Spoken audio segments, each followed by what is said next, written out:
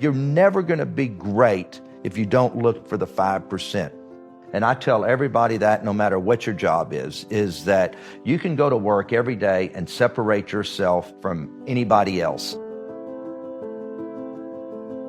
I think that you can pick up from talking to me that I'm not on a different level, okay? These are pretty simple, basic tools.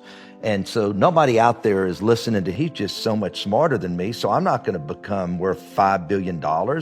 I think you can see that I'm no smarter than anybody else in this room. I just use certain little basic tools to be successful every day. But you've got to know your God-given gifts, and everybody has it. Everybody in this room has it right here. So do what you know was your God-given gift and find a way to use that as your path. Let's go back to 10 years old. I walked around with my business, my briefcase. There was no business in it, but I wanted to be a business guy, but you really didn't know what it was. By junior high, I was buying candy and reselling it at school. By high school, I was already trading on the stock market. I always wanted to make money. I always had money, even when I was a kid, because I always worked whatever job I could find, whether it was mowing somebody's yard or washing cars or selling lemonade to the construction workers. It was just always about making money. Even today, somebody said, why are you so successful? Because I sell. And even when you go out and you raise billions of dollars in debt and you're meeting with debt holders, you're still selling yourself. That's what it's all about. You're not just selling the deal. When I was public for 18 years, okay, and you're selling equity, and you are selling yourself, and you know your numbers, you know your business, and you make yourself that you know more than everybody else, even if you don't. I think you know if you know business or not. And people ask me, should I go get my MBA? And you know what I usually tell them?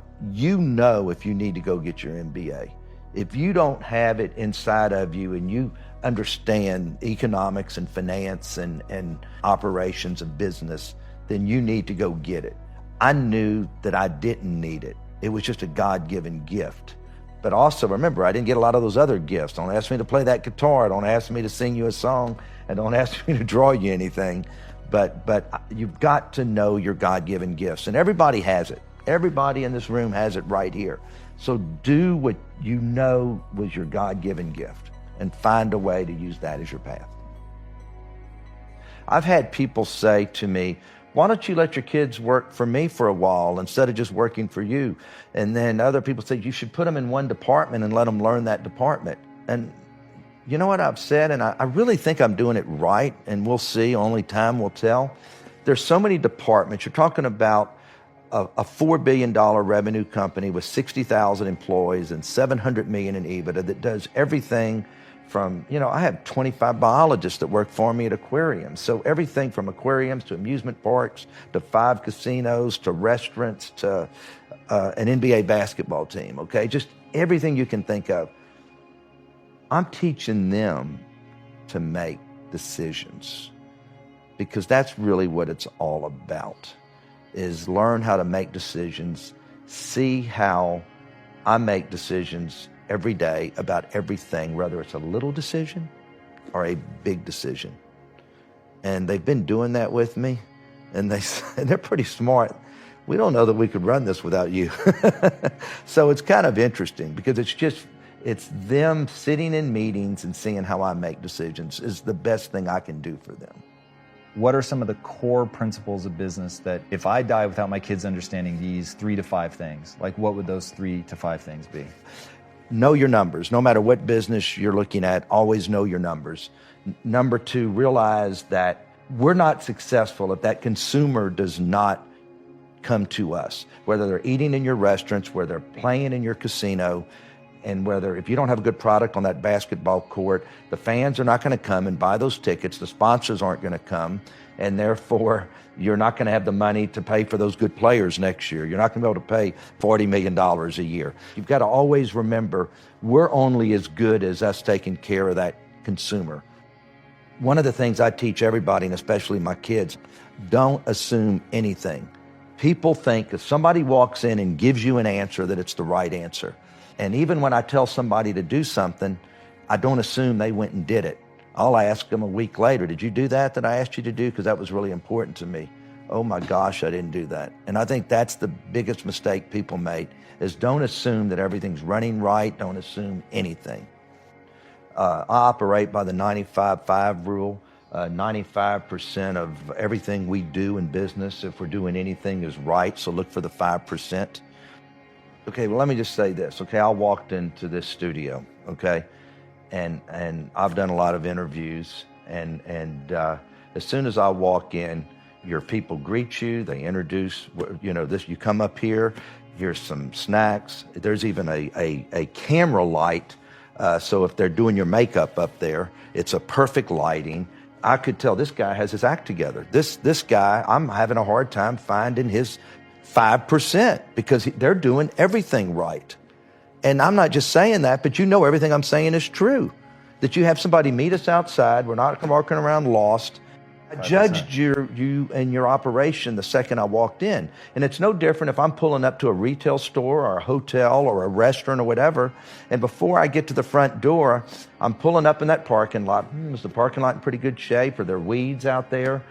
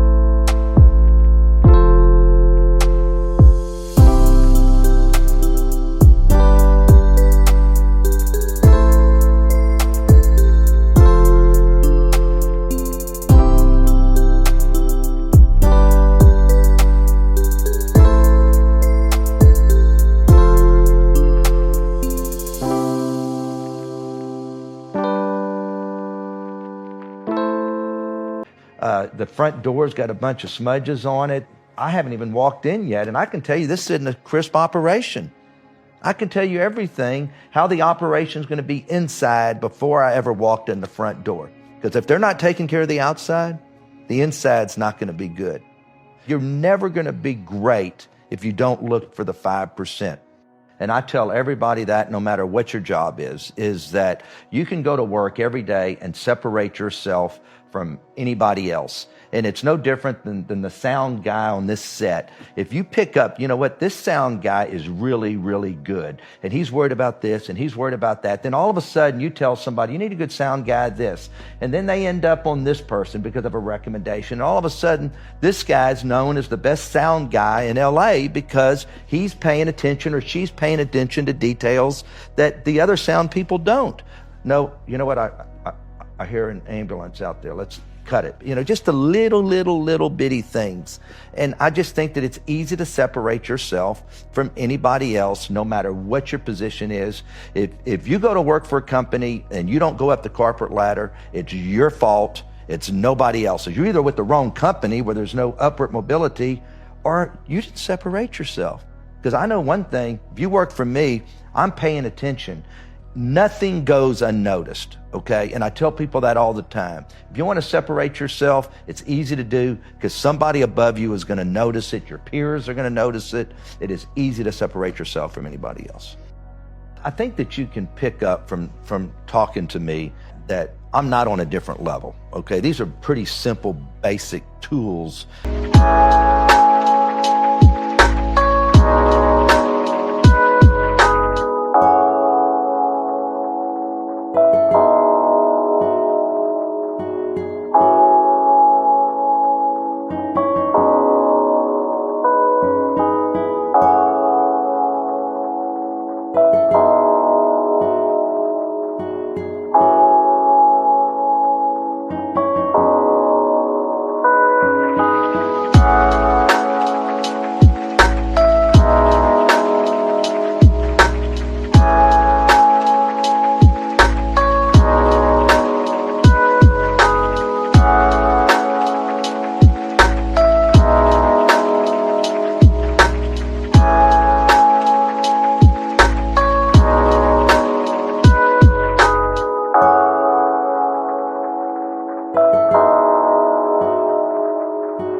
And so nobody out there is listening to him and saying, God darn, he's just using words and he's just so much smarter than me, so I'm not going to become worth $5 billion.